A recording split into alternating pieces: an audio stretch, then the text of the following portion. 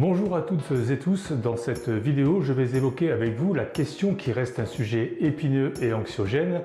Vendre ou acheter en premier, quelle est la meilleure solution?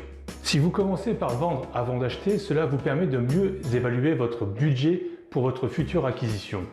Mais cela va impliquer de devoir louer temporairement un autre logement ou de faire coïncider la vente et l'achat. Si vous avez décidé d'acheter avant de vendre, vous êtes sûr d'avoir un endroit où habiter après la vente de votre ancien logement. Et généralement, si vous achetez en premier, c'est que vous avez trouvé un bien qui correspond réellement à ce que vous cherchez et pour lequel vous avez eu un véritable coup de cœur. Alors, acheter ou vendre en premier, votre décision dépendra de plusieurs facteurs, notamment de votre situation personnelle, financière et du contexte immobilier. Pour moi, il n'y a pas de meilleure solution car elle dépendra de votre projet global. Et pour vous aider dans votre décision, faites le choix d'être conseillé et accompagné par un professionnel de votre secteur.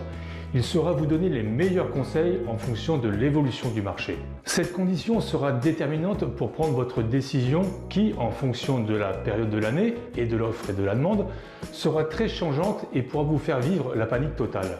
Alors soyez au plus près de la réalité pour caler votre projet sereinement.